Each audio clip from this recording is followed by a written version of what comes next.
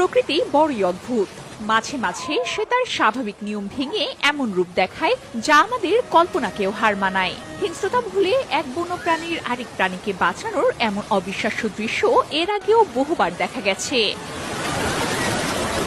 সম্প্রতি সোশ্যাল মিডিয়ায় এমন এক ভিডিও ঝড় তুলেছে, যেখানে দেখা যাচ্ছে বন্যার তীব্র স্রোতে একটি বাঘ ভেসে যাওয়ার উপক্রম হলে দেবদূতের মতো সামনে এগিয়ে আসে এক বিশাল হাতি। নিজের সুর দিয়ে বাঘটিকে টেনে সোজা তুলে নেয় নিজের পিঠে।